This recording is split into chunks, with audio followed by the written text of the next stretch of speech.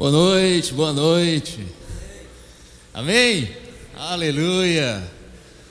Uau, que legal, que feliz. 4 anos, fica de pé do seu lugar.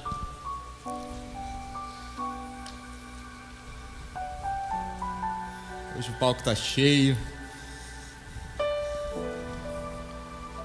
Mas eu creio que Deus tem uma palavra para o teu coração, amém? Como é feliz, irmão, ser igreja, ser família junto com você, 4 anos. E numa das nossas reuniões de liderança, uma das coisas que eu tentei implementar, clarear, é a cultura de uma casa, né? Toda casa ela tem uma cultura, toda casa ela tem algo que é mais forte, é mais potencializado, é mais evidente. E uma coisa que eu deixei claro para os nossos líderes é que a gente tem 3 pilares aqui. Um deles é a excelência, fazer tudo com excelência. Porque muitas vezes não é uma palavra bonita, mas é um banheiro limpo que te ministra. Então é fazer tudo com excelência. Uma outra coisa que eu também falei, resumidamente, estou falando para você hoje, é a cultura também da mesa. E a gente até está brincando agora nos nossos grupos de WhatsApp. Quando alguém está na casa do outro, na segunda, na terça, na quarta-feira, a gente fala mesa aberta. Por quê? Porque foi algo que eu ministrei e entendi que não basta ser apenas um bom café no domingo à noite. Mas a igreja de verdade é aquela que é uma mesa aberta na segunda.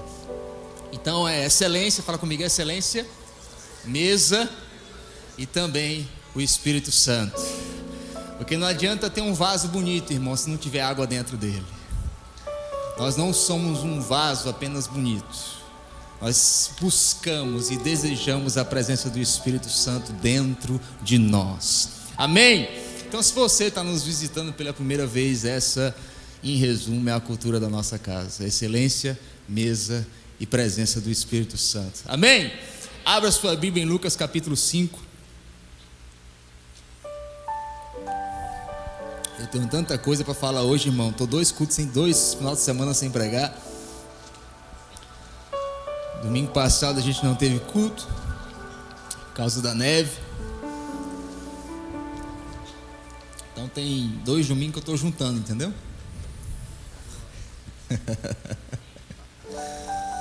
O pessoal já falou ali subindo na escada: pastor, já descende.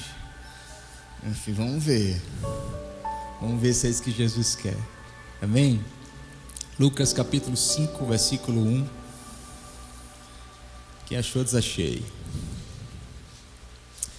Lucas capítulo 5, versículo 1 diz assim: E aconteceu que, apertando a multidão para ouvir a palavra de Deus, estava ele junto logo a Genezaré.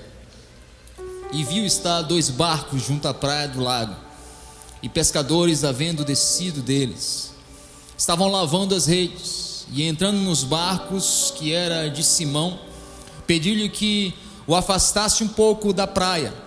E assentando-se, ensinava do barco a multidão. Fala assim comigo: ele ensinava do barco para a multidão.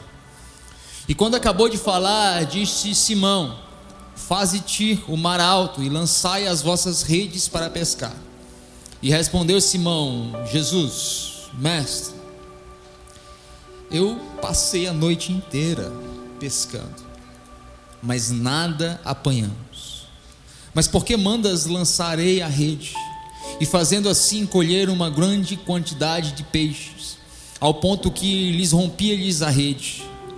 Então fizeram sinais aos seus companheiros do outro barco, para que viessem ajudá-los. E eles vieram e encheram ambos os barcos, ao ponto de começarem a afundar. E vendo isso, Simão Pedro postou-se aos pés de Jesus, dizendo: Senhor, ausenta-te de mim, porque sou um homem pecador. Pois que o espanto se apodera dele e de todos os que com ele estavam, por causa da pesca que haviam feito. E de igual modo também Tiago e João, filhos de Zebedeu, que eram companheiros de Simão Pedro. E disse Jesus a Simão: não temas, de agora em diante serás pescador de homens. E levando os barcos para a praia, deixaram tudo e seguiram a Jesus. Fala assim comigo: deixaram tudo e seguiram a Jesus. Querido, se assim for, desejo do teu coração, fecha os teus olhos, erga as tuas mãos ou coloca a mão no teu coração, libera as tuas mãos sobre a minha vida, me abençoa o Miquel que está aqui comigo também. Pede, fala assim: Deus, fala comigo hoje à noite, libera uma palavra para mim nessa noite. Pai, no nome de Jesus, Pai, primeiramente eu quero te pedir, tira de nós todo espírito de desatenção, tira do nosso coração tudo que não pertence ao teu reino, que não agrada a tua majestade, que não condiz com tua palavra. Pai, no nome de Jesus, continua no nosso meio, caminhando, passeando. Espírito Santo, nós te damos total liberdade para fluir na nossa casa, para fluir no nosso meio, para fluir nos nossos corações. Pai, no nome de Jesus, eu creio no meu espírito que nós estamos entrando numa nova era, numa nova estação.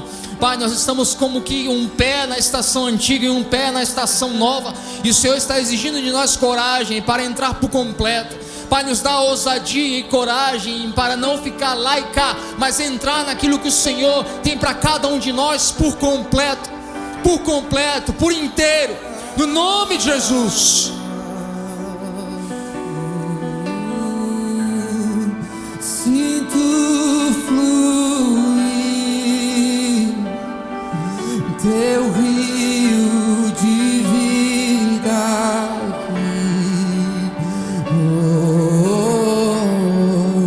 Sinto fluir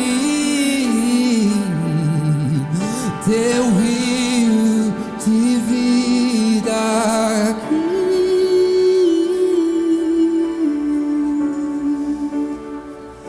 Eu quero beber de tuas águas.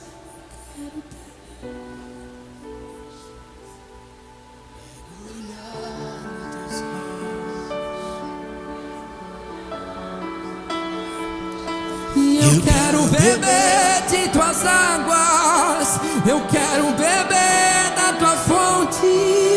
Vou mergulhar no teu rio. Eu quero beber de tuas águas. Eu quero beber da tua fonte. Vou mergulhar no teu rio.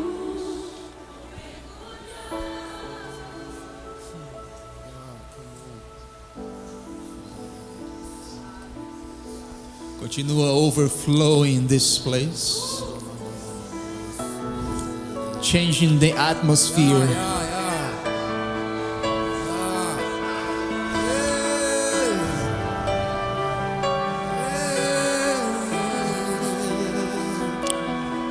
Avivamento que precisa de marketing não é avivamento. Deixa Deus liberar algo genuíno no teu coração.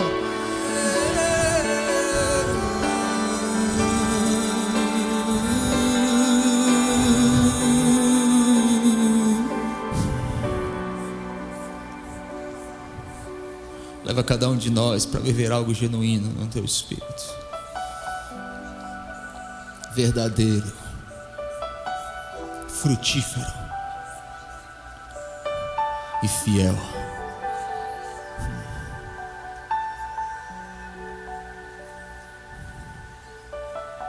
Thank you, Jesus. Obrigado, Jesus. Amém, amém, amém. Se você quiser, você pode ficar de pé comigo. Você é livre.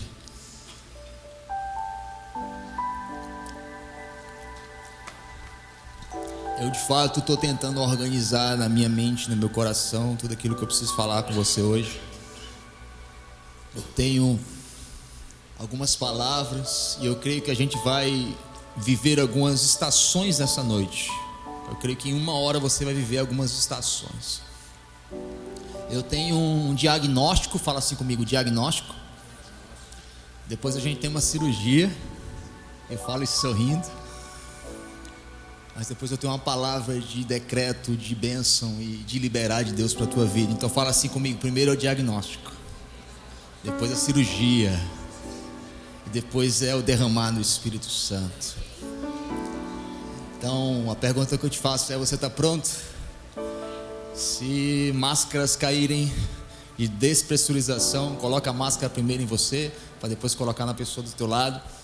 Mas eu creio que Deus tem uma palavra pessoal para nós nessa noite, porque eu creio que Deus está acelerando estações. Eu estou tentando de fato organizar no meu espírito, irmão, para não pular de uma para outra. Então eu vou tentar organizar, vem comigo, tem paciência comigo, essas 3 estações numa noite só. E é interessante que eu creio que muitas vezes as semanas mudam, as datas prosseguem, mas algumas palavras remas elas permanecem. Quem já se sentiu assim? Parece que passou o ano, moveu os meses, mudaram até as amizades, as relações, mas parece que aquela palavra rema é a mesma. E eu sinto que a gente está entrando numa estação que Deus fala assim: eu vou largar as tuas tendas. Mas antes de largar as tendas, Deus fala: bata a estaca, finca a estaca. Então fala assim para você mesmo: finca a estaca. E fincar a estaca é bater no mesmo lugar várias vezes. Porque Deus parece que está continuando batendo no mesmo lugar várias vezes, porque o céu está procurando ver, irmão, se quando Ele move em nós, sobre nós, a gente encontra uma terra sólida, para que Ele faça assim: achamos terra sólida, amarra as estacas e agora larga as tendas. E é sobre isso que eu quero falar essa noite, porque quando a gente fala de Pedro, Pedro é uma teologia de como Deus escolhe cada um de nós para desenvolver a nossa vida. Eu não sei se você sabe, mas aceitar Jesus não te torna pronto automaticamente. Você entrou num processo. E Pedro, se a gente pode dar o nome à vida de Pedro, as falas de Pedro, a história de Pedro é uma teologia do desenvolvimento de Deus na nossa vida. Sendo que hoje eu quero reforçar isso, porque eu creio que isso é um drama pessoal, é um dilema de cada um de nós. Esse processo de Deus nos desenvolver e Deus nos reconstruir através do Espírito Santo. Mas eu creio, irmão, e eu tenho uma palavra para você hoje.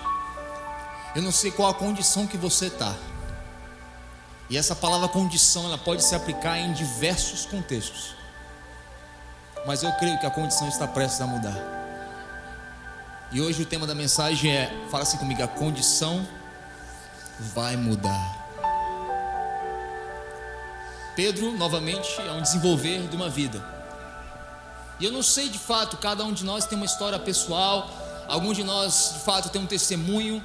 Outros visitaram e habitaram numa vida periférica de tragédia. Alguns vieram num lar destruído. Outros talvez foram espancados quando criança, não sei, ou passaram alguns dilemas periféricos, traumas. Mas alguns de nós não.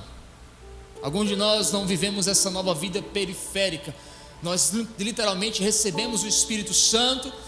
Nós não éramos bêbados, drogados, nem assassinos. Era só uma pessoa normal sem Cristo. Mas eu quero te dizer que para você também há desenvolvimento, também há transformação. Nada no céu é em cima e hoje, é instantâneo. Existe um processo que é através do Evangelho. Fala assim comigo: através do Evangelho.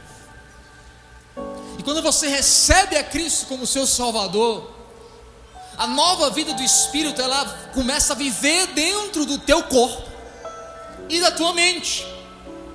Mas como eu te disse, alguns de nós teve uma vida periférica, de tragédias, outros não. Mas tanto os que tiveram uma vida periférica, trágica, e outros que tiveram uma vida normal, porém sem Cristo, que também é trágica, ambos recebem essa nova vida do Espírito Santo, mas numa mente que foi educada, ensinada a viver tudo baseado por aquilo que vê e escuta. Fala comigo: ver e escuta. Você pode dizer que não. Cada um de nós aqui tem um contexto diferente, uma família diferente, mas todos nós, quando recebemos a Cristo, nós temos um corpo e uma mente que ainda está em transformação. Ela recebe essa nova vida, e ela ainda é e anda e atua sobre um sistema que tudo que ela caminha é baseado no que ela vê e escuta. Você é assim, eu sou assim. E nós estamos nesse processo de desenvolvimento e transformação de Pedro, em que o céu está clamando: eu quero mudar a tua condição. Não é apenas recebi o Espírito Santo e a partir de agora o meu sistema mudou, não. Não basta apenas resetar o computador, Deus tem que reconfigurar tudo. Fala assim comigo: até hoje Eu era educado naquilo que eu via, que eu escutava, mas a partir de hoje não. E é interessante que nesse processo de diagnóstico de Deus, a gente vai para Gênesis capítulo 3, versículo 10 e fala assim: Senhor, ouvi os teus passos. Outras versões falam: ouvi a tua voz. Fala assim comigo: Senhor, ouvi a tua voz no jardim e fiquei com medo, porque vi que estava nu. Ou seja, desde o início, Adão, ele se encontrava com Deus todos os dias, mas mesmo se encontrando com Deus, tendo uma relação com Deus, fala comigo, relação com Deus, todos os dias, Adão ainda recebia vida dessa relação com Deus todos os dias, ainda num corpo que se relacionava baseado no que via e no que ouvia. Por isso que a Bíblia diz: Senhor, ouvi a tua voz no jardim e fiquei com medo, porque vi que estava nu, por isso me escondi. Ou seja, ele ouviu e viu. Agora, uma coisa que eu acho interessante aqui, irmão, e que é importante notar e mencionar, provavelmente poucos de vocês sabem, mas aqui em Gênesis 3:10 é a primeira vez que há uma menção verbal de Adão, deixando clara e expressamente que ele ouviu Deus. Pastor, como assim? Você está doido? Não, Gênesis 2 fala que Deus falava com Adão, amém? Mas Gênesis 3 é a primeira vez que Adão fala ouvir.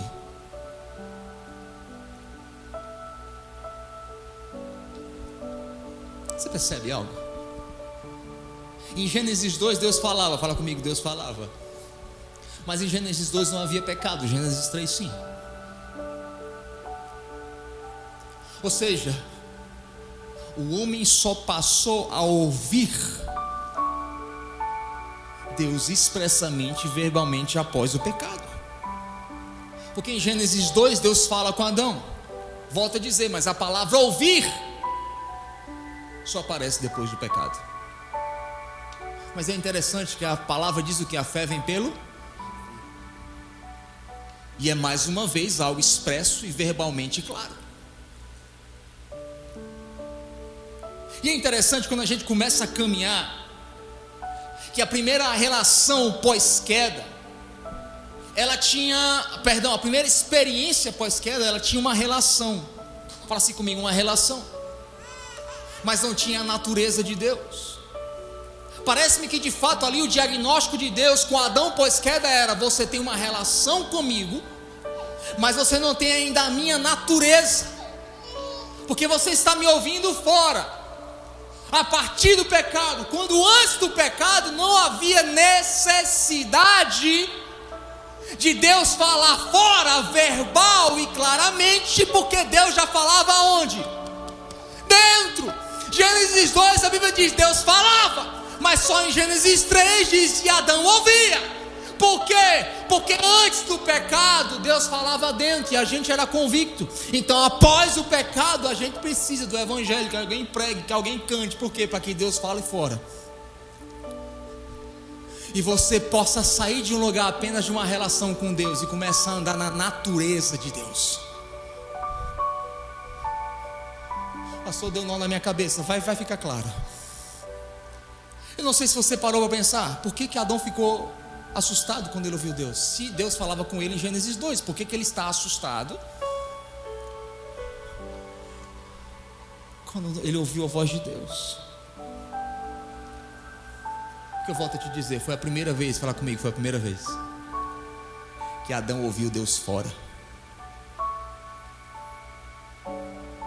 Porque não faz sentido alguém que conversava com alguém todos os dias agora está assustado porque ouviu a sua voz. Adão se assustou porque foi a primeira vez que ele ouviu um ser que falava com ele dentro, que vivia com ele dentro, agora falando do lado de fora. Mas aí isso também gera uma outra pergunta. Ok, eu entendi. Ele ficou assustado porque foi a primeira vez que ele ouviu Deus do lado de fora. Então eu entendo que antes do pecado a comunhão era de dentro para fora. E pós o pecado, a comunhão é de onde? De fora para dentro. Aí isso dá muito pano para manga, para a gente ver o quanto que muitas vezes na nossa liturgia de igreja, muitas coisas estão erradas. Mas isso também gera uma outra pergunta. Se Adão ficou com medo, ok, ele ficou com medo porque viu Deus fora. Mas por que ele ficou com medo?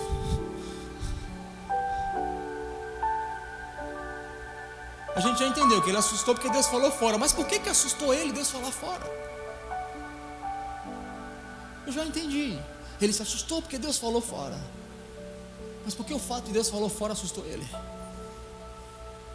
Se aquela voz estava falando no coração dele todos os dias, por que ouvir essa voz do lado de fora assustou a Adão, querido? Você concorda que esse texto na linha de raciocínio me leva a essas perguntas?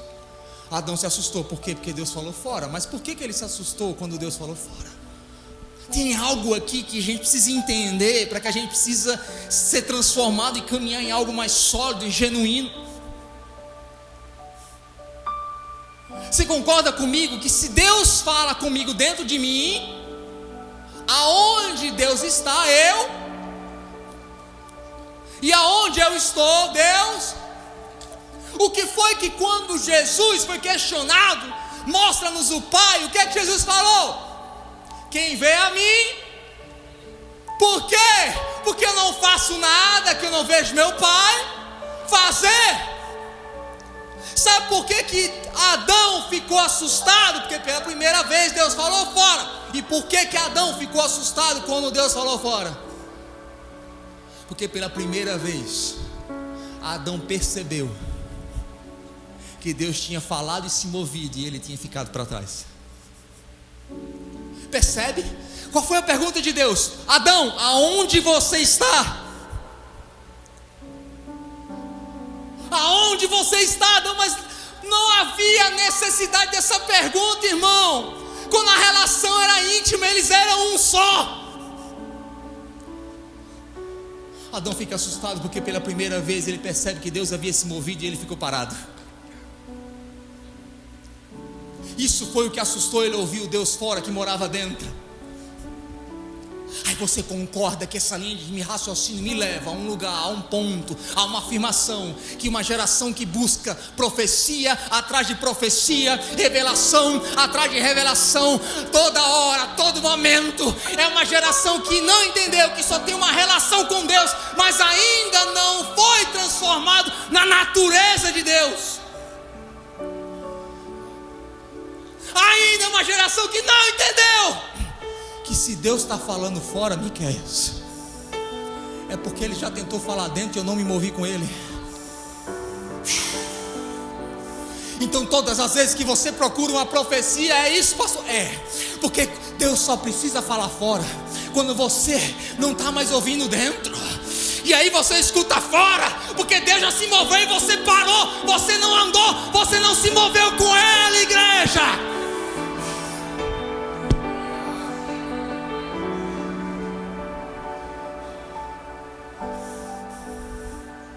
Pastor, você é contra a profecia? Não, irmão. Mas profecia nesse caso é ruim, não é bom não.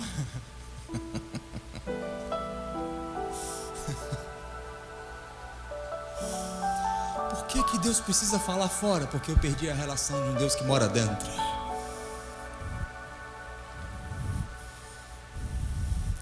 Aonde na Bíblia diz que Deus mandou Davi construir um templo para ele? Alguém sabe? Não existe. Mas a Bíblia diz que Davi andou com Deus. E Davi era um homem segundo o coração de Deus. Não precisava falar fora, porque ele já morava dentro. E quando Davi se movia, era Deus que se movia. Quando Deus se movia, era Davi que se movia. Você entende? Quando eu digo que a tua condição precisa mudar, é que no Antigo Testamento a gente seguia sinal. Deus precisava dar sinais para o povo seguir. Era uma nuvem de manhã e uma tocha de fogo à noite. Mas no Novo Testamento, a Bíblia não diz que eu sigo sinais, Deus falando fora para me mover porque eu fiquei para trás. Não, no Novo Testamento Jesus fala: aquele que crê em mim, segundo diz as Escrituras, do seu interior fluirão um rio de águas vivas, e os sinais seguirão aqueles que creem. Aí você concorda comigo que isso me leva a entender que uma igreja que busca sinal, milagre e maravilha toda hora é uma igreja que ainda não entendeu que tem um rio dentro dela, e não é ela que vai atrás de sinal, mas é onde eu colocar a planta dos meus pés, eu possuirei, e o mar vai abrir, e o morto vai levantar. Por quê? Porque não sou eu que sigo o sinal, mas é sinal que me segue, porque eu não tenho apenas uma relação com Deus, eu tenho a natureza de Deus vivendo em mim. No teu rio, vou mergulhar no teu rio, e eu quero beber de tuas águas, eu quero beber da tua fonte. Vou mergulhar no teu rio, vou mergulhar, sinto fluir teu rio.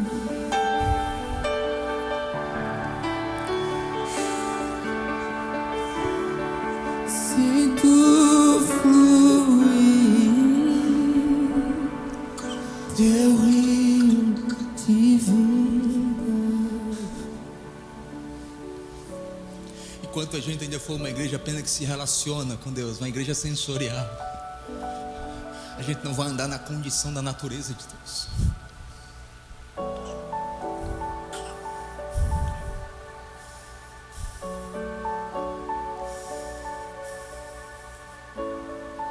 Jesus é o caminho. E por que a gente tem que estar falando aqui toda hora qual caminho que tem que seguir? Só perde o caminho quem largou o caminho. E o caminho é Cristo.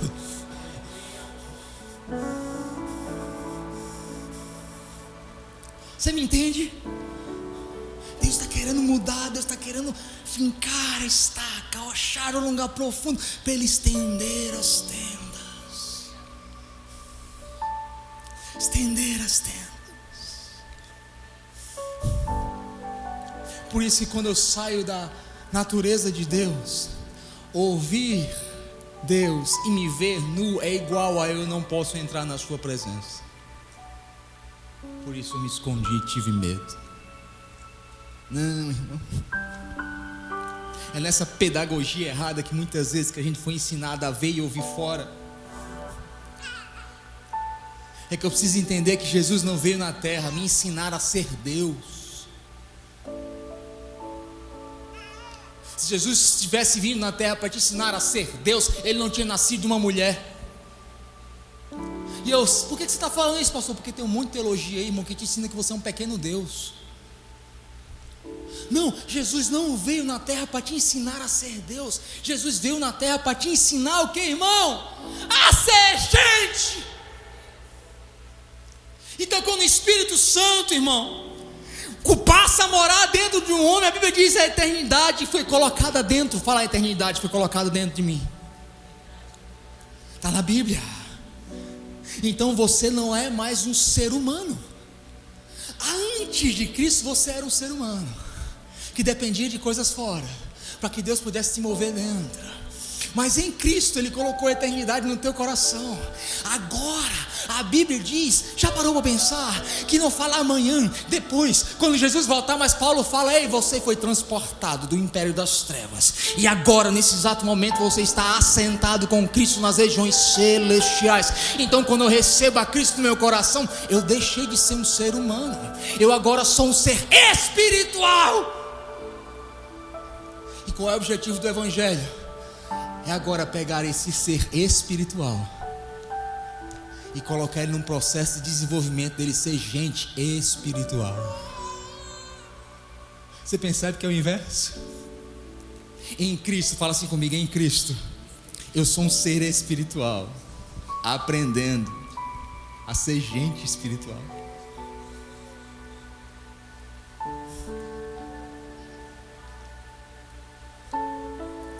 E é interessante que essa elaboração pedagógica do crescimento do Evangelho de Cristo em nós, ela é bem contrária. Por isso que abala, por isso que muita gente desiste. A pedagogia de Cristo, ela é o oposto, porque ela fala: se você quiser viver, perca a sua vida. Quando você está triste, você está. Se você quer ganhar, perca. Se você quer colher, doa. É uma pedagogia oposta. Por quê? Porque você não nasceu na terra, você nasceu no céu, para depois ser formado na terra. Você foi formado na terra, irmão, mas a Bíblia diz, Paulo fala em Efésios 4 que você veio da eternidade você voltará. Então não é aqui um pedaço de carne tentando ser a imagem de Deus. Não, isso é idolatria. Não, é um ser espiritual que aprendeu com seu Senhor, Salvador, seu Messias, a ser gente espiritual como ele foi. E na pedagogia de Cristo. E quando a gente volta para Pedro, a gente entende que foram duas pescas, fala comigo, duas pescas milagrosas. E nessa pesca aqui, que foi a primeira, foi antes. Lucas 5 está narrando a pesca milagrosa que Pedro já caminhava com Jesus. Não foi o dia que Pedro disse: sim, Senhor, Jesus é o meu Salvador. Não, Pedro já havia dito sim para Jesus. Aqui era um momento em que Jesus estava chamando Pedro pela primeira vez. Foi a primeira vez que eles falaram: nós vamos largar tudo. A segunda pesca milagrosa, ela acontece em João 21. Em João 21 é diferente. Pedro não havia agora aceitado Jesus integralmente. Ele andava, mas agora ele falou: agora eu vou largar tudo. Essa segunda pesca foi diferente. Pedro voltou para pescar porque ele negou a Jesus. Jesus havia morrido. E mesmo nesse processo, a Bíblia diz que ele pescou 153 grandes peixes. Mas o maior peixe que foi pescado naquela noite se chama Pedro. Jesus pegou o homem pelo anzol e o fez voltar. Na primeira pesca, Pedro larga tudo. Na segunda, é Jesus chamando a Pedro a pegar tudo de volta que ele largou. Eu não sei qual pesca você está. Eu não sei em que estação você está, mas eu posso te dizer, você está em uma das duas. Em que Deus está tentando desenvolver a natureza dele dentro de você. E é interessante que essa primeira pesca, a Bíblia diz que Pedro havia trabalhado a noite, fala comigo, a noite inteira. Você tem noção que é você trabalhar a noite inteira e não pegar nada? Irmão, eu te falo que acho que tem uns 4 meses que eu estou tentando renovar minha drive license, irmão. Eu estou quase fazendo algum ato profético, alguma coisa, porque eu não sei o que é que rola, meu irmão. Primeiro que o negócio você não consegue agendar. Aí quando você consegue agendar, teve um dia que eu cheguei lá, o cara falou: acabou, o sistema acabou de cair. Eu falei: tá amarrado. Aí quando você acha lugar, é 1 hora daqui, 2 horas daqui. Aí dessa última vez eu falei assim: Deus, eu vou tentar pela 4ª vez e essa é a última. Se não der certo, o Senhor agora vai cegar os olhos dos guardas, porque eu estou tentando, irmão. Aí achei um lugar, 2 horas. Irmão, eu te juro que eu fui nessas 2 horas assim, ó. Tomara que não dê errado. Aí eu chego lá. 2 horas dirigindo. Aí chego, sento com a mulher fala: você perdeu o prazo, você tinha que ter vindo até 60 dias. Porque o meu precisa mandar para a imigração por causa do green card. Aí através do green card tem que mandar para renovar, para ficar por mais de 10 anos. Aí eu mostrei para ela: querida, aqui está a carta, fala 60 dias. Ela: mas você podia ter ido em qualquer lugar sem marcar. Eu falei: mas onde é que está escrito? Eu me movo baseado naquilo que está escrito. Irmão, eu fiquei grandão da Galileia, me levantei, a mulher ficou assim: eu sei que não é com você, mas não está escrito. E isso é o motivo de muitas pessoas desistirem de seguir o que está escrito. Vocês não deixam claro. A mulher ficou assim sem entender nada. Irmão, nesse dia eu te falo assim, minha vontade era pegar aqueles papéis e jogar na cara do cão. Eu não quero saber mais de nada, Deus. Veio um sentimento assim de fracasso, irmão, de frustração. Eu não sei quem já passou por isso. Você sabe que a culpa não é sua. E aí tu trabalhou, tu deu o teu melhor. Era ali onde Pedro estava, ele trabalhou, ele deu o melhor a noite inteira. E ele não estava começando, ele era um pescador profissional. Ou seja, Pedro estava debaixo de uma pressão de fracasso. Fala comigo, fracasso, desânimo e escassez. Eu não sei se isso já pegou a tua vida, meu irmão, mas isso aí para qualquer um. Aí Jesus aparece no barco como quem não quer nada e fala assim: ei, tá tudo bem? E eu creio que quando Jesus aparece no barco, eu creio que automaticamente Pedro pensa assim: Jesus está aqui. Qual é a solução do problema? Fala comigo, falta de pesca. Qual é a solução do problema? Uma pesca maravilhosa. Está desempregado, qual é a solução do problema? Emprego. Está doente, qual é a solução do problema? Está com problema no casamento, qual é a solução do problema? Automaticamente, irmão, no barco da frustração, no desânimo da escassez, quando você sente que Jesus entrou e está perto, você já dá para ele uma solução. Jesus, a solução é uma pesca. A solução é fechar um contrato amanhã. Né, André? A solução é o Trump legalizar todo mundo. Tá vendo aí? Fala, Deus. Assim somos nós. Como foi com Pedro? Pedro achava que a solução de todos os seus problemas seria uma pesca incrível.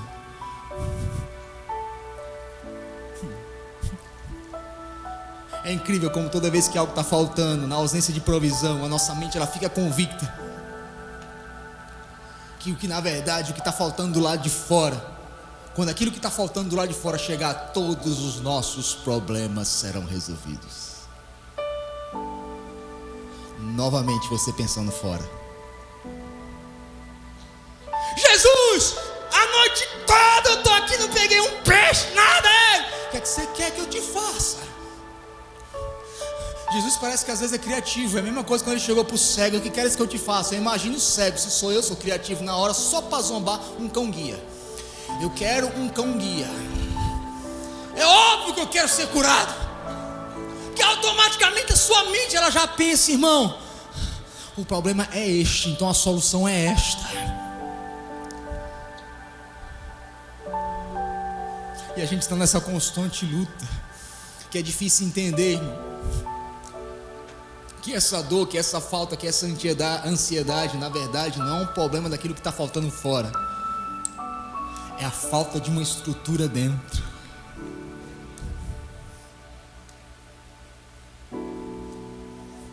Eu vou usar dinheiro para explicar isso melhor. Está faltando X, fala comigo, X.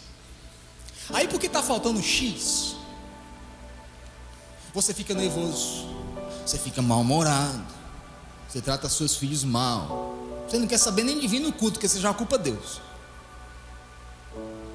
Aí você fica ali todo nervosinho porque está faltando X, perde o sono. Aí dentro de você, o que é que você pensa? Deus, se tu mandar o X que está faltando, todos os meus problemas serão resolvidos.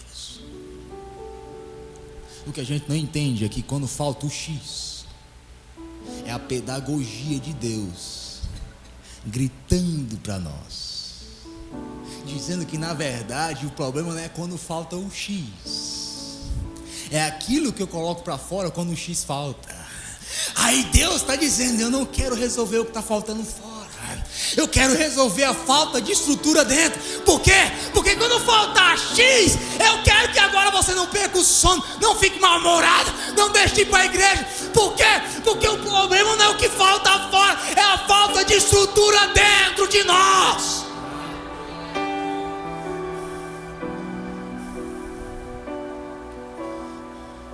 E aí Deus quer me curar e te curar.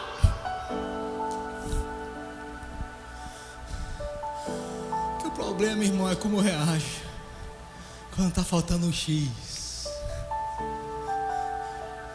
Aí eu posso até ouvir gente falando: Deus, por quê? Eu sou Jó,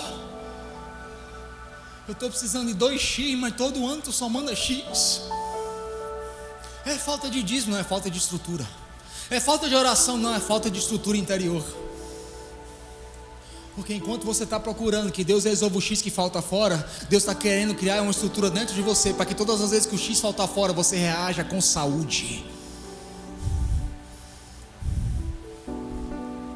É o que eu falei da outra vez: sofra como Jó, sofra com dignidade. Atos capítulo 12. Misericórdia. Eu já disse que esse relógio me oprime, mas deve ser alguma coisa fora, né? Atos 12:6 diz: na noite anterior do seu julgamento, Pedro dormia preso com correntes duplas. Fala comigo: dormia preso com correntes duplas entre 2 soldados, e havia ainda outros guardas à porta do lado de fora da prisão. Tu quer uma situação mais caótica e opressora que essa? E era a noite do julgamento, irmão, que no outro dia seria decidido se ele ia morrer ou viver. O que é que Pedro está fazendo, Miquel? Dormindo. O mesmo Pedro que não conseguiu dormir a noite inteira porque não conseguiu pescar aquilo que precisava, agora está numa prisão dormindo, acorrentado com 2 correntes, com guarda dentro e com guarda fora. Por quê? Porque ele entendeu lá naquela primeira pesca milagrosa que o que abala ele não é o que falta fora, mas é uma estrutura que falta dentro dele. Porque barco vazio ou prisão fechada não tira o sono de quem Deus compartilhou sua natureza.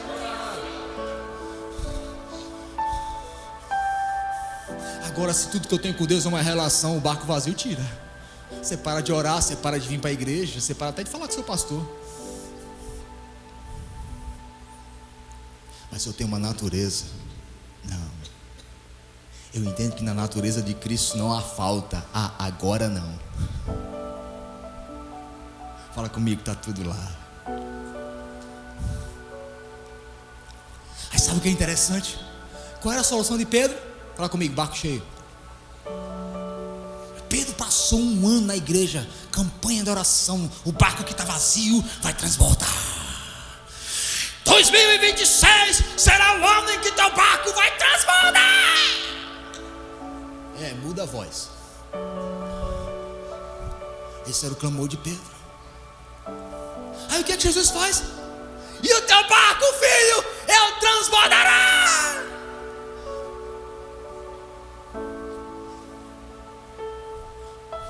Tem vezes que Deus responde às nossas orações para revelar o que de fato nos falta.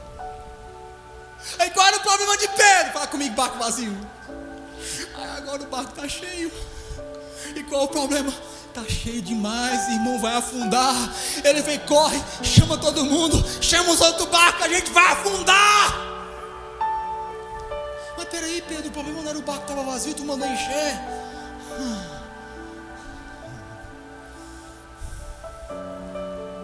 Aquilo que ontem era a solução para Pedro, hoje é o problema novo de Pedro. Porque enquanto eu sou movido por aquilo que eu tenho ou por aquilo que falta fora, eu ainda não tenho estrutura para de fato o céu construir algo genuíno em mim. Você está me entendendo? Ele pede e aquilo se torna um problema. E essa é a pedagogia de Deus, irmão. E é isso que eu entendo que Deus está fazendo no nosso meio. Quantas vezes a gente fala assim: se meu trabalho mudasse, se eu mudasse de nação, se Deus mudasse meu marido, se Deus mudasse minha esposa, se Deus mudasse o presidente, se Deus mudasse meu pastor, filho de Belial. Deleta isso. Não, irmão, quando Jesus escolhe Pedro, ele tem um alvo bem definido. Nunca foi encher o barco de Pedro. Mas pastor, Jesus falou assim: Pedro, tu és pescador de... Mas nunca foi o alvo de Jesus encher o barco de Pedro. O que é que acontece em Mateus 16? Pedro tem uma revelação e fala: uau, Jesus, tu és o Cristo. Ou seja, tu és fala comigo, pedra angular. Aí o que é que Jesus fala agora? Uau, Pedro, agora você entendeu. A gente saiu de um lugar só de relação, e agora eu vou compartilhar com você a minha natureza. E eu te digo, tu és Pedro. Ou seja, é aquele que é a pedra que sustenta todas as coisas, o fundamento de todas as galáxias, dizendo: agora você tem a minha natureza, Pedro. Você é uma pequena parte daquilo que eu sou. O objetivo de Jesus nunca foi encher teu barco, foi desenvolver em você a natureza dele, de ser uma pedra que suporta e que carrega aquilo que Deus pode construir na tua vida. Você está me entendendo? É isso que Jesus está falando. Eu não quero encher o teu barco, eu quero trabalhar em você uma pedra que suporta aquilo que o céu vai entregar. Aí você fica assim: meu Deus, por que você ainda não suporta? Meu objetivo, Pedro, não é barco cheio, é rocha. É transformar você numa rocha. 1000 cairão à tua direita, 10.000 à tua esquerda, todavia tu não serás abalado.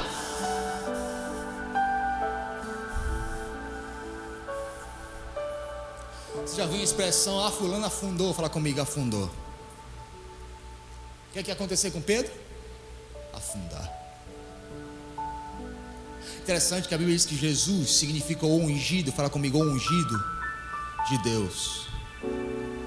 Ele está pescando e ele se deparou com algo que ele nunca viu na vida. Ele viu Jesus andando sobre as águas. Fala comigo, o ungido de Deus está andando sobre as águas. Tem gente que acha que não vai afundar se compartilhar o peso que está carregando. Tem gente que acha que não vai morrer se Deus aumentar a pesca. Mas na verdade o que Deus está procurando não é encher o barco de Pedro, mas é ungir Pedro. Por quê? Já jogou óleo na água? Óleo não afunda.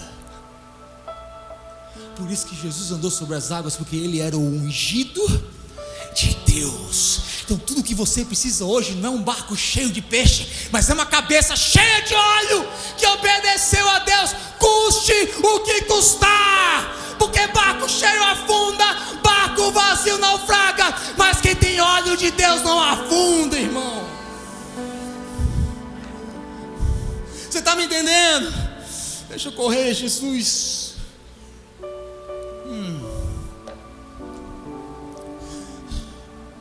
Fala assim comigo: Deus quer largar minha tenda. Eu creio, irmão, que a gente está entrando numa janela de descanso e de expansão. Fala comigo, descanso e expansão. Mas isso não está desassociado com o trabalhar interior de Deus em nós. E muitas vezes você está com uma estaca. Você já viu como é que alguém bate uma estaca? Uma ferramenta chamada bate estaca. E fica batendo até a estaca encontrar um lugar sólido. Um dia um sábio falou: depois que a estaca encontra um lugar sólido, a gente pode amarrar nela e estender a tenda. Mas quando isso acontece, tem algo na estaca que já não presta mais. Sabe o que? A cabeça da estaca. Por quê, irmão? Porque Deus não se explica, Ele revela. Deus não quer que você concorde com Ele. Talvez você está assim: eu não estou entendendo, eu não estou conseguindo ver, minha cabeça está perdida. Ei, Deus não quer que você concorde com Ele. Deus quer que você entenda que quando Deus está batendo a tua estaca é para que você encontre um lugar forte. E você precisa entender que esse ser que está batendo essa estaca, fala comigo, é um pai de amor, é um oleiro habilidoso, e é um Espírito Santo que geme com gemidos inexprimíveis por nós. É nessa confiança que a gente encontra a verdadeira rocha. Por quê? Porque barco vazio tem batalha, barco cheio tem batalha também.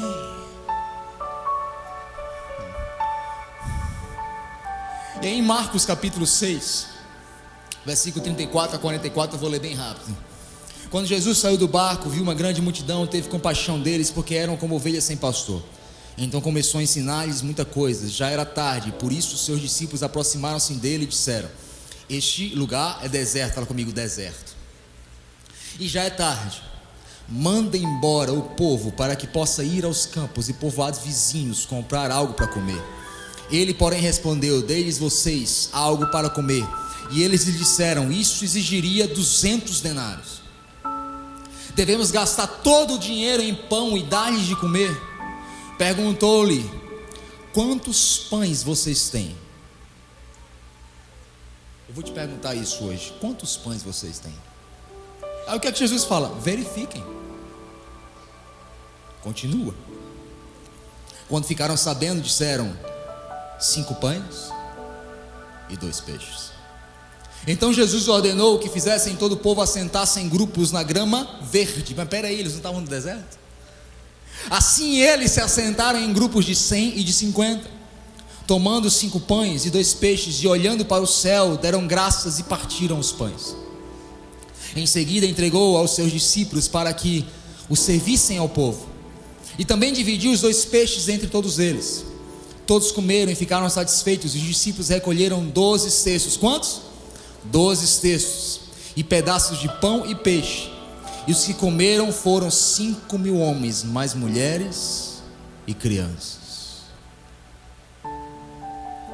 Existem estações na sua vida que você passa a noite pescando e não pesca nada. Mas existem estações na sua vida que você até tem, mas é extremamente insuficiente. Uma vez o irmão me ligou e falou assim: pastor, eu estou desesperado. Meu aluguel vence amanhã e eu só tenho $300. Ele tinha dinheiro ou não? Sim ou não? Eles tinha $300. Eles tinham alguma coisa aqui ou não? Sim ou não? Sim. Mas eu entendo, irmão, que muitas vezes o pior não é trabalhar e não fazer nada, e não pescar nada. É quando você olha para os seus celeiros, o que você tem, ele é insuficiente, não é o bastante. Mas deixa eu te dizer, não é o bastante para você alimentar a multidão, mas é o suficiente para Deus produzir um milagre. Por isso que Jesus fala: verifica o que é que vocês têm. Aí eles falam, fala comigo, 5 pães e 2 peixes. Aí olha o que ele fala: organiza. Quem quer viver multiplicação? Quem quer alterar a condição, não somente dentro? Pastor, já entendi, pastor, eu quero alterar a condição fora. Sabe o que Jesus está dizendo? Organiza. Pega o insuficiente e organiza. Ei, pega o insuficiente e organiza. Mas por que a gente não organiza o insuficiente? Porque o insuficiente já está dizendo: não é bastante, então doesn't matter, não vai ajudar. O que eu vou fazer, pastor, com $300, só aluguel é 3.000? Mas por que Jesus está dizendo organiza? Porque tudo aquilo que eu organizo é aquilo que eu valorizo. Então, na verdade, Jesus não está dizendo organiza o que não é suficiente. Jesus está dizendo: ei, é pouco, é insuficiente, não basta, não resolve o teu problema, não muda a tua situação, mas valoriza. Valoriza o pouco que você tem. Organizar é valorizar. Por quê? Porque quando eu valorizo aquilo que ainda é insuficiente, eu abro uma janela espiritual para que eu possa acessar a expansão e a multiplicação. A gente sempre fala: não, Jesus deu graças. Não, primeiro ele falou: organiza.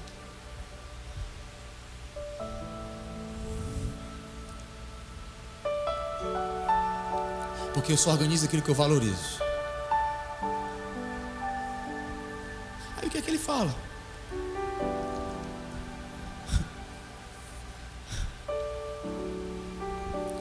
E é interessante que ele fala assim: fala comigo, organiza, organiza. Aí depois ele dá graça. Por que Jesus organiza e depois dá graça? Porque eu só adoro de fato a Deus quando eu valorizo até aquilo que eu determinei que não é suficiente para resolver o meu problema. Eu não posso dar graça antes de valorizar aquilo que é insuficiente. Eu não sei qual é a situação que você está, irmão, de insuficiência de pescar a noite inteira, mas eu quero te dizer, o céu está dizendo: eu quero mudar a tua condição. Eu não sei se é o teu casamento, seu trabalho, sua situação financeira. O céu quer mudar a tua condição, mas primeiro, lembra, foi o diagnóstico. Segundo, a cirurgia. Agora são as declarações sobre a sua vida. Primeiro, Ele muda você dentro, porque não adianta Ele te dar um reino fora, se você ainda não vive o reino dentro de você. Fala para você: organiza. Organiza. Aí depois de organizar, o que é que Ele fala? E Ele abençoou. Fala comigo: organizou, abençoou e repartiu. Repete comigo: organizou, abençoou e repartiu. 3 passos básicos para mudar a sua condição. Fala comigo: organiza, consagra. Que a Bíblia diz que Ele abençoou, ou seja, Ele consagrou o que era insuficiente. Tudo aquilo que você valoriza, você consagra. É interessante que Mateus capítulo 25, versículo 21 diz: servo bom e fiel, foste fiel no, e sobre o muito te colocarei. O que está falando ali? Está falando de consagração, irmão. Ah, pastor, o que é que você está falando, irmão? Dinheiro é espiritual, 100%. Foi o único opositor que a Bíblia diz ao senhorio de Jesus Cristo: Mamon. Então dinheiro é espiritual. Tem até uma piada interna, irmão, né? Pessoal, mas vai acontecer de novo. Me desculpe, Hans, vou usar o teu exemplo. Não está nem aqui ele, né? Está ali? Irmão, tem 2 pessoas aqui que são minhas ovelhas mais antigas, junto com a Tati, é o Johannes e o André. Eles chegaram nessa nação quebrada, irmão, sem dinheiro para nada. E o Johannes parecia um andarilho, um hippie. Um dia eu fui na casa de um amigo meu e o Johannes estava na unção do Chaves, irmão, morava na sala. E quando era hora de dormir, ele entrava num baúzinho. Eram as roupas dele tudo jogado na sala. O André é a mesma coisa, irmão. Você olha o André hoje, inoperante, potente, poderoso, você não sabe por onde ele passou. O André teve uma época que ele morava, irmão, de 1 em 1 semana ele tinha que mudar de uma casa de um para o outro. E ele não tinha nem mala. Eu me lembro como se fosse até hoje. Eu vi aquela cena, nunca contei para ele, eu chorei de doer. Quando eu vi ele, a Tati saindo, irmão, carregando um saco de lixo, porque ele não tinha dinheiro nem para comprar a mala, para se mudar de favor, de uma casa de um para outro. Mas eu pude ver organização e consagração no insuficiente da estação deles. Irmão, o André ganhava $100, ele deixava $10. O Johannes um dia ganhou 10 caixas de ovo.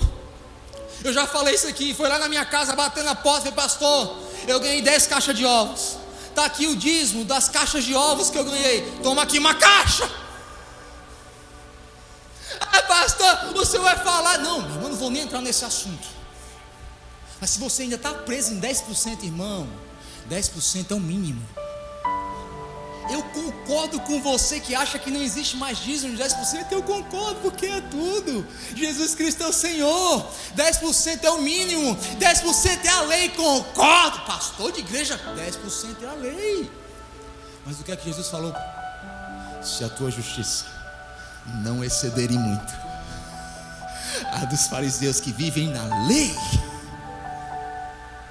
Na lei.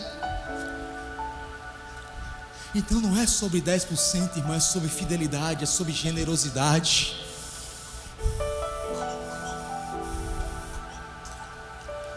Aí você vê a vida deles hoje, você não entende, irmão, eles organizaram e consagraram.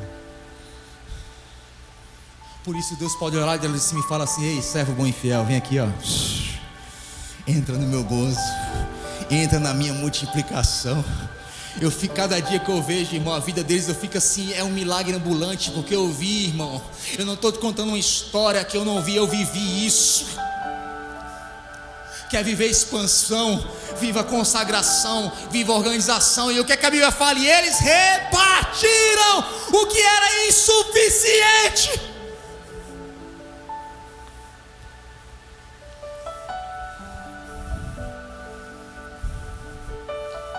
Qual foi a maior oferta da Bíblia? Do jovem rico ou da viúva? Por quê? Porque a viúva deu tudo.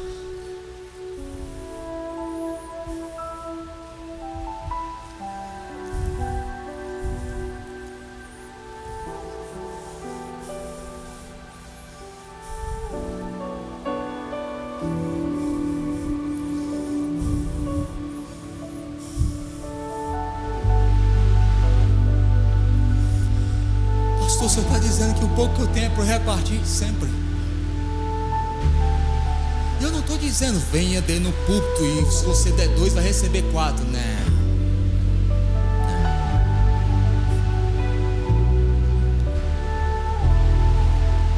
Mas eu estou dizendo para você que há uma história no Antigo Testamento de uma viúva que não tinha nada para comer. Fala comigo, não tinha nada para comer. Chegou o profeta na casa dela, Elias. E Elias chega na casa dela. Elias era o quê? Era algo novo que estava chegando na vida dela, uma nova condição. E a Bíblia diz que ela estava debaixo de uma condição de morte, de dívida, ao ponto que ela fala assim: profeta, homem de Deus, se eu repartir o pouco que eu tenho com você, a gente vai comer e amanhã morre eu, você e meu filho. O que é que o profeta falou? Vai lá, pega as botijas. Você não está entendendo, você está olhando para fora, mas Deus está querendo consertar dentro. E a Bíblia diz, irmão, que ela pegou as botijas, fala comigo, botijas vazias. E o pouquinho que ela tinha, ela foi para detrás da porta e derramou. E derramou. E a Bíblia diz que à medida que ela derramava, a botija enchia. O que estava vazio ficava cheio. E ela derramava e ficava cheio. Por quê? Porque todo vazio que você decide derramar, Deus enche.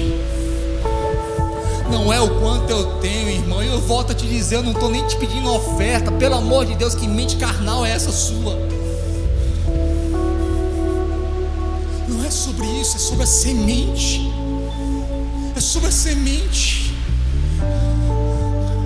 Não é do valor da semente, é da consequência da semente. Fala comigo, não é o valor da semente, é a consequência da semente.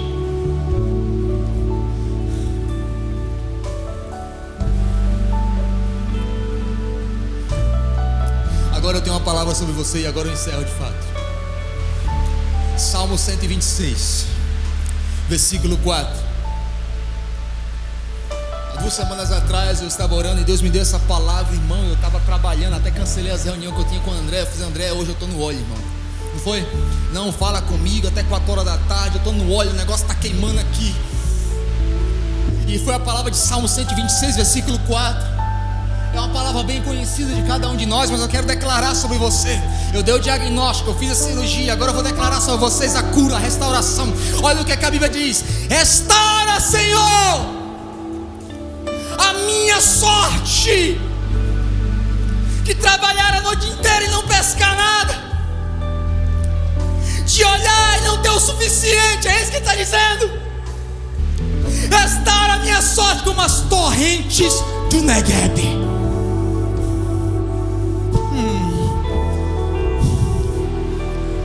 Sabe o que eram as torrentes do Negueb, irmão? O Negueb era um deserto ao sul de Israel. E quando não chovia, os rios do Negueb, porque o Negueb tinha muitos rios, eram tidos como mortos. Mas quando chovia, havia poções de neve do inverno que ficavam congelados em cima das montanhas. Eu não estou te dando revelação, isso é geografia. Isso existe, isso é fato. O que o salmista está dizendo é: Senhor, restaura a minha sorte, a minha estação, a minha vida, a minha empresa, o meu casamento, o meu ministério, como as torrentes do Negueb. Por quê? Porque todas as vezes que Deus enviava chuva, fala comigo, chuva, as águas que ficavam presas lá em cima, que era a neve que congelava, elas ficavam presas, irmão, fala comigo, existem águas presas lá em cima. Você está orando, mas parece que está preso lá em cima, não desce, não acontece, não flui. Ei, restaura, Senhor. Aí quando vinha a chuva, aquelas águas que estavam presas lá em cima, elas desciam e enchiam os vales. Aqueles rios que estavam como mortos enchiam os vales. Sabe o que eu entendei? A solução não vai vir do lado, não vai vir do teu melhor amigo, do teu melhor pastor, do teu melhor contato. Não! Ei, o que Deus vai fazer vem de cima. Tem algo estocado lá em cima na tua vida.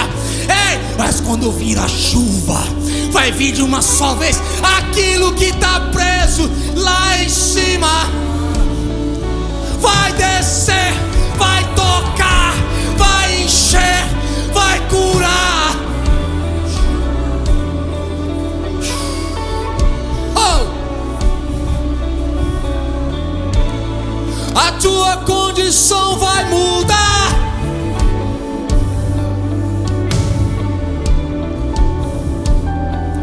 Porque o que estava preso, fala comigo, o que estava preso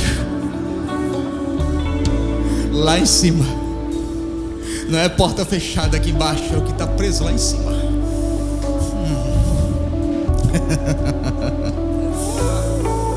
Eu quero dizer para algumas pessoas hoje aqui, esse que eu escuto, ruído de abundante chuva, ruído de abundante chuva.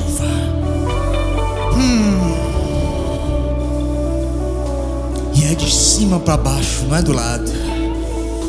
A tua condição vai mudar. Fica de pé no teu lugar.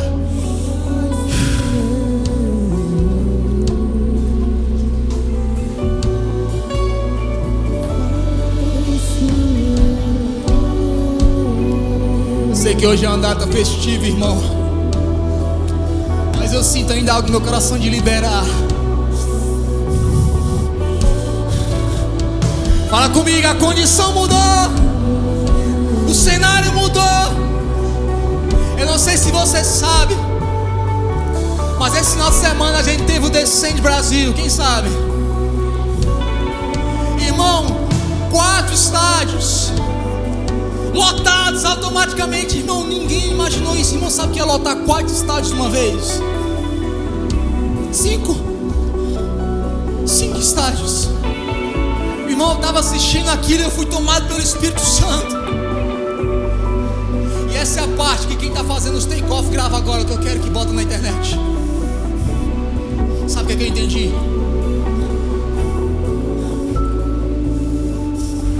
Segunda de Reis, capítulo 4. A Bíblia diz que o profeta Eliseu, fala assim comigo, de longe declarou, e uma mulher infértil teve um filho.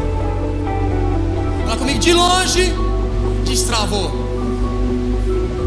Aí a Bíblia diz que o menino que nasceu da profecia de Eliseu cresceu, mas por levar muito sol na cabeça, ele morreu. Sem espiritualizar muita revelação. Aí chegam para Eliseu, que não queria nem falar antes, ele gritou de fora. A mulher ficou fora da casa, fala comigo, fora da casa. Eliseu ficou dentro e decretou, vai haver cura. Aquilo que era infértil vai produzir vida. Mas deixa eu te dizer, a condição mudou, a estação mudou. Agora o menino tem 12 anos, ele morreu. A mesma mulher procura o mesmo profeta. Agora o profeta diz, eu não vou orar à distância, me leva para o leito daquele menino. Me leva para o leito daquele menino. O menino já estava morto, era um defunto. Por que que Eliseu não falou? Fala comigo, a condição mudou. A Bíblia diz que Eliseu entra no quarto. O profeta nunca tinha entrado no quarto de ninguém. Ele vê o corpo daquele menino e ele falou assim, tira a roupa que cobre o menino. E a Bíblia diz que ele também tira a camisa. E ele coloca pele com pele. Fala comigo, pele com pele. E ele fala ali, sopro com sopro. Ele não mais grita de longe, ele agora está ali próximo, pele com pele. Fala comigo, pele com pele. agora não é mais um decreto profético que levanta uma geração, é o calor de um profeta que desperta uma geração que morreu. Sabe, de uma das coisas que você pode falar do Brasil, irmão, você chega no Brasil, todo mundo fala com você. Você vai na farmácia, todo mundo fala com você. Na padaria, todo mundo fala com você. Porque Brasil tem o quê?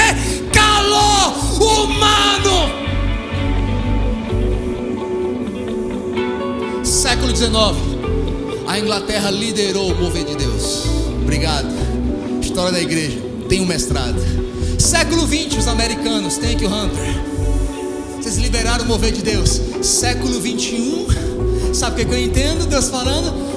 A estação mudou, a condição mudou.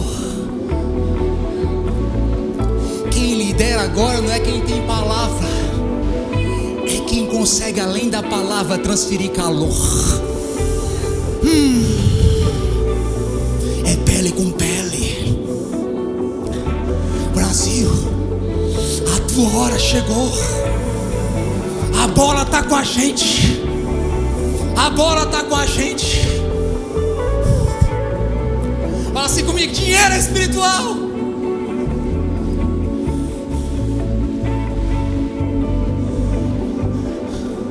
Irmão, me perguntei demais ali se eu devia falar isso, mas eu vou falar. Fala assim comigo: dinheiro é espiritual. Durante muitos anos, irmão, a gente dependeu das ofertas dos americanos, né? A gente via o americano e já falava assim: dólar, né? Dólar. E a gente sabe que a igreja americana tem recursos, amém? Glória a Deus por isso. Mas fala assim comigo: a condição mudou. Ai, ai, ai.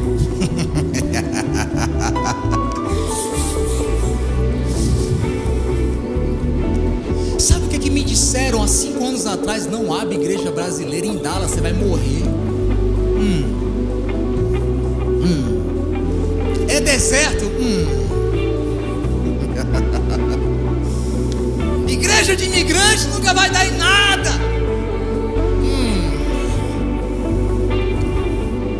Igreja de imigrante é só para pegar visto.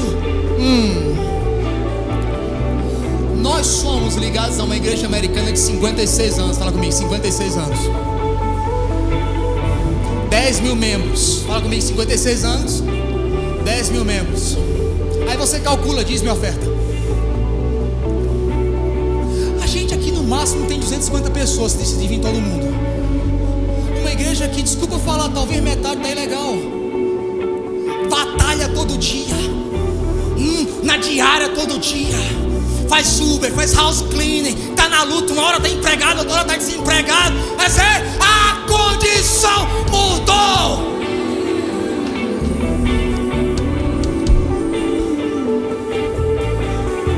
A nossa igreja sede teve um problema, irmão, no caixa. Uma igreja com 10 mil membros.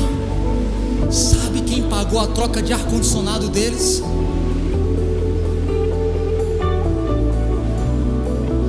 Trocar um ar-condicionado dessa igreja, Adriano? 50 mil, 40 mil para trocar aqui?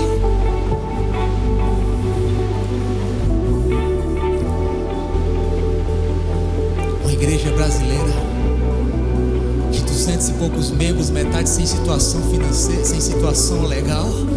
House cleaner, landscape, pintor. Nós estamos pagando a troca de ar-condicionado de uma igreja americana de 5 mil membros. Isso é loucura, man. That is crazy. That is crazy. Por quê? Porque a chave virou. A chave virou porque dinheiro é espiritual. Nós não somos mais aqueles que vêm, pega dólar e volta pro Brasil, não. Agora a gente é aqueles que traz dinheiro, traz dólar e libera fogo nessa nação. Porque a chave virou. A chave mudou. Fala comigo: a chave mudou. Então, brasileiro, a partir de hoje, faz assim comigo, é profético, faz assim comigo. Faz. Para de andar assim. Parece Mefibosete em Lodebar. Eu era um imigrante e andava fedido.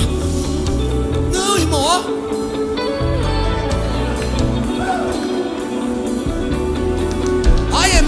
conqueror of God. Nós somos conquistadores do reino dos céus. A chave mudou. A chave mudou. Chama não vai apagar. Nos tornamos responsáveis. A chama não vai apagar. Nos tornamos responsáveis. A chama não vai apagar.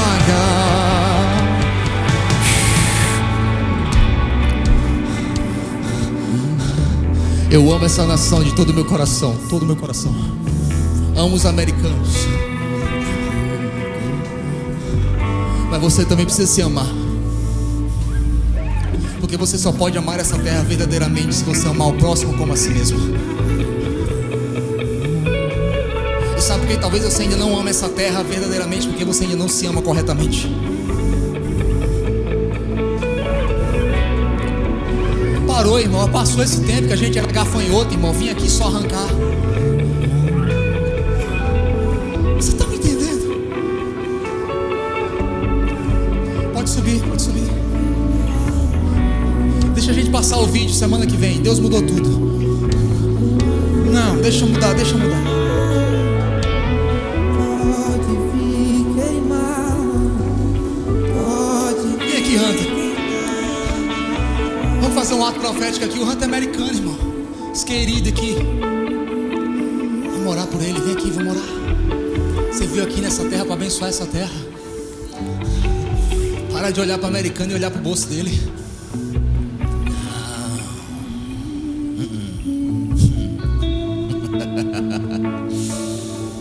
Irmão, eu vou repetir. Isso é loucura, irmão. Isso é loucura. Sai do teu lugar, vem aqui e ora pelo Hunter. Pai, eu quero abençoar essa nação. Eu abençoo essa nação. Come back to Jesus. America will come back to Jesus. Shabakakasa. A tua força não está no dólar. A tua força não está nas estruturas. Assim diz o Senhor, é pelo meu espírito, nem por força, nem por violência, América, é pelo meu espírito, diz o Senhor. Por que você está aí no seu lugar e não está aqui vindo aqui orar nele? Nós estamos aqui para abençoar essa terra. Obrigado, América, obrigado. Thank you for everything you have done for us. But we came to pay back.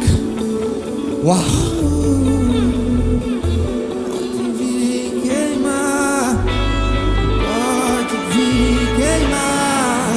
Eu ainda tenho fome, ai, ai, ai, ai. Eu ainda tenho lenha. Pode vir queimar, pode vir queimar. Eu ainda tenho fome. Eu ainda tenho lenha. Pode vir queimar. Nos tornamos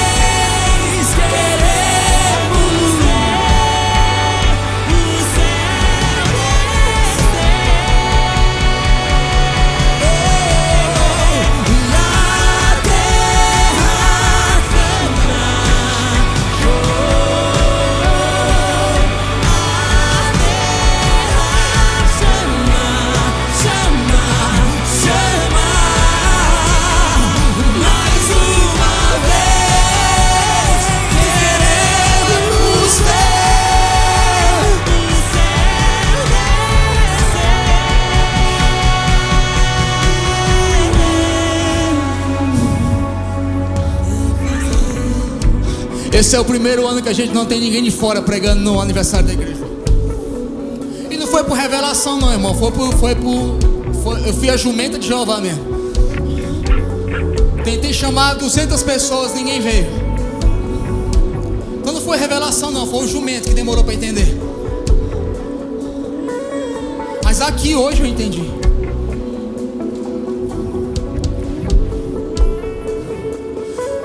Teve um dia na vida de Jacó que ele chegou num lugar chamado Gerar. Fala comigo, Gerar.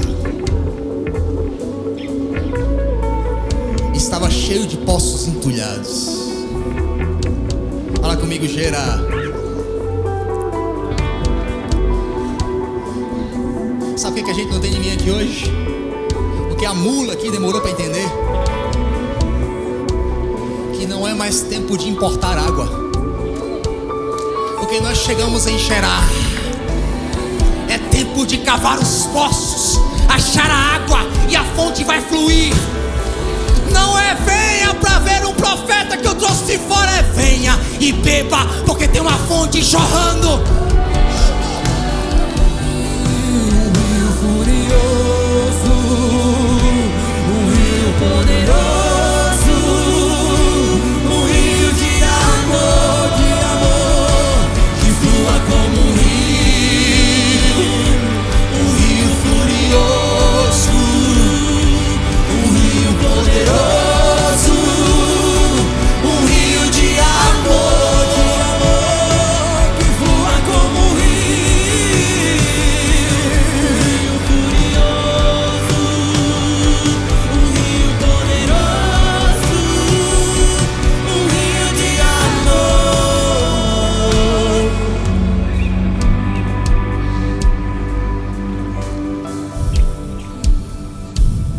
Fala assim comigo, Dallas. Teu nome é Gerar. Deus gosta de mudar o nome do lugar, né? Mas é interessante que Gerar foi o nome do lugar que Jacó deu. Ai, ai, ai. Deus muda o nome de Jacó para Israel e depois ele muda o nome do lugar da terra dele.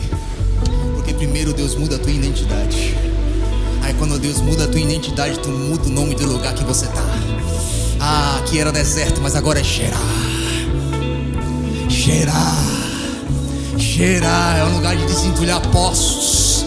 Esse lugar, essa terra já teve vários avivamentos, irmão, vários derramares. Kenneth Hagin, William Branham, Catherine Kuhlman já liberaram grandes movimentos aqui nessa terra. Dallas, Texas. É Gerar. Aí quem chega? Isaac. O filho da força. Isaac. Fala assim comigo, Dallas. Teu nome é Gerar. Nós decretamos, Dallas.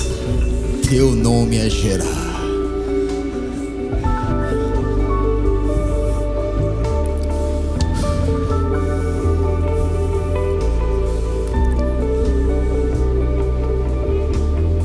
Segundo, irmão.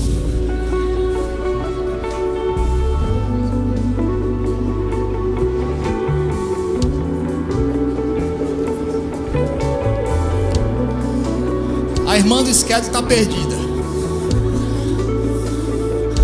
Então deixa o esqueleto com quem se perde no esqueleto toda hora. Eu.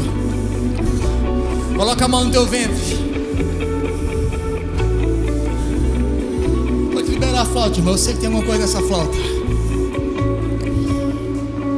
Fala assim comigo, a minha condição vai mudar.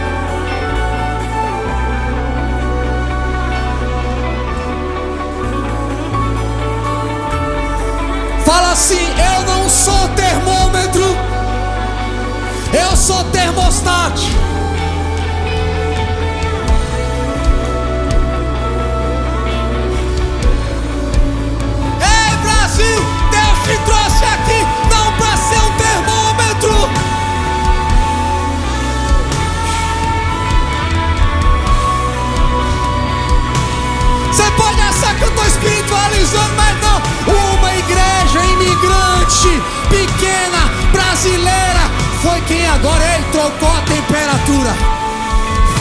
Ar-condicionado fala de temperatura. Você percebe que Deus trocou de mão?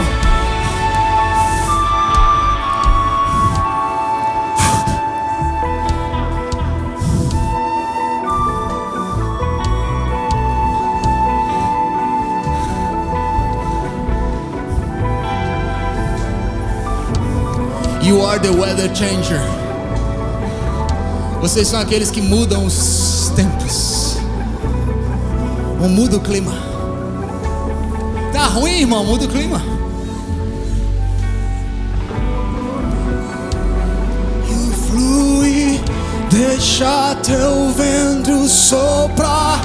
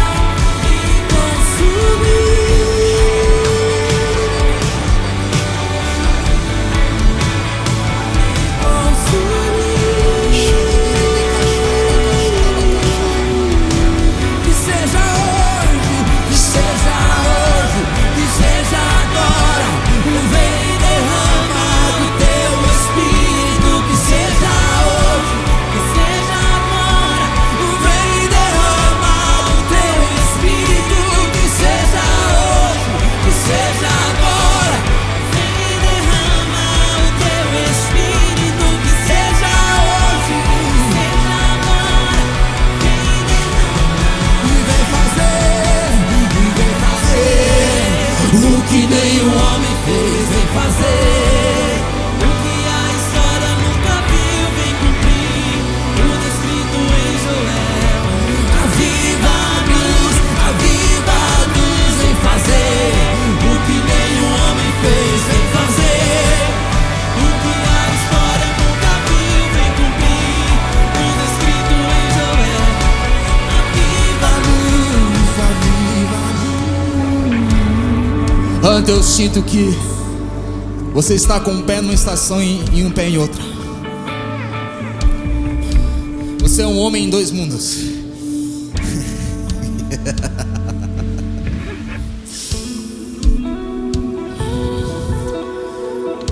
E você ainda não mexeu porque você não sentiu o sopro. Mas eu sinto que Deus vai soprar teu nome. E não é aqui na América, é no Brasil. O sinal vai ser, Deus vai catapultar o negócio de vocês, que é um negócio assim inexplicável. Inexplicável. E este é o sinal. É inexplicável, porque sobre você Deus está colocando uma unção de evangelista. Eu vejo almas sendo rendidas ao Senhor. Mas é como um new movement of God. E não é só drug people, não é só drogados. Eu vejo empresários se rendendo ao Senhor e eles vão te ouvir. E você sabe que eles só escutam quem está lá, na mesma plataforma que eles. Eu volto a te dizer, vai chegar um tempo que de fato vocês vão precisar passar estações no Brasil. Não é 15 dias, semanas, são estações, meses. Deus vai te levar a morar lá e cá, porque Ele está fazendo assim, ó, soprando o teu nome. Deus está soprando o teu nome. Deus está soprando o teu nome. Get ready, my son. Get ready, my son. My people wait for you. Get ready. Get ready.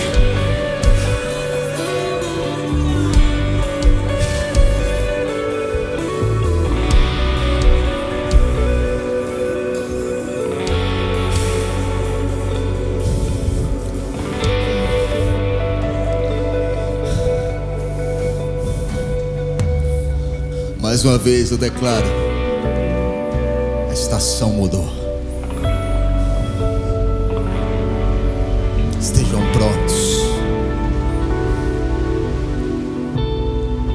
Obrigado a todos que estão com a gente desde o início, ou os que chegaram depois. Meus parabéns é pra você. Você achou? Tava perdida. Eu tava perdida.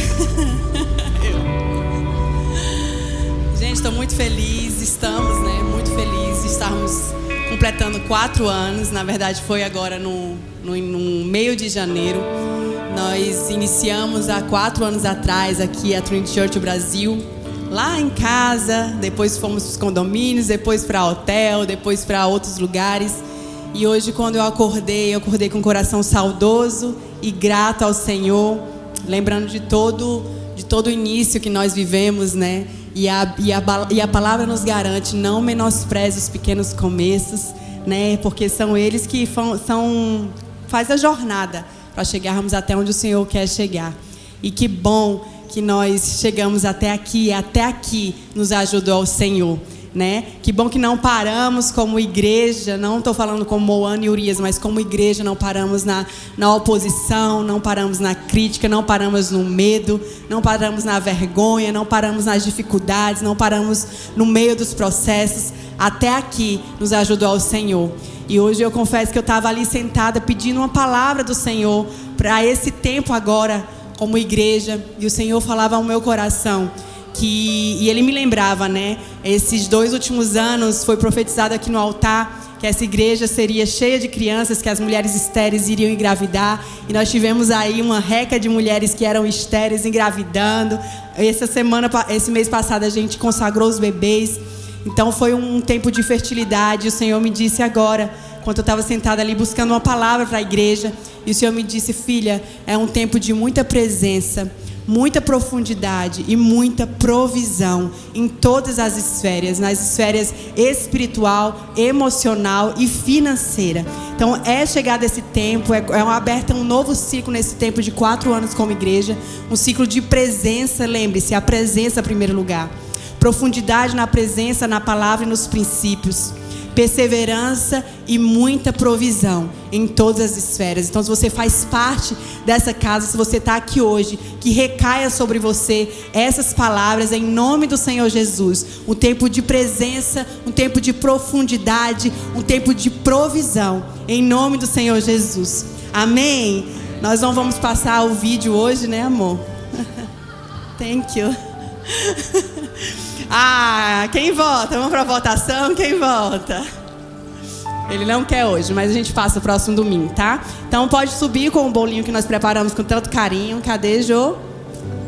Pra gente celebrar esse tempo tão precioso juntos que temos construído. É o que eu costumo dizer: a igreja, ela não tem sido construída por mim, por Urias, pelo nosso nome. É com cada um de vocês que tem renunciado seu tempo, que tem obedecido ao Senhor, que tem se posicionado no seu chamado. Com cada um de vocês nós temos construído cada tijolinho, tudo que Deus tem feito até aqui.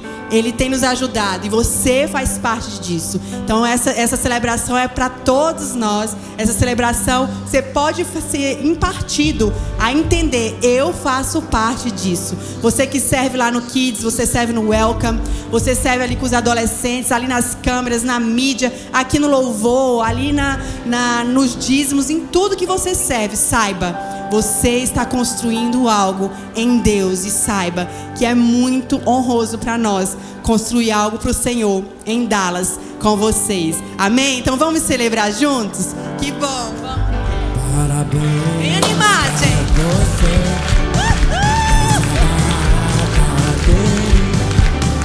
Muitas felicidades, muitos anos de vida. Parabéns pra você nessa data querida. Muitas felicidades, muitos anos de vida.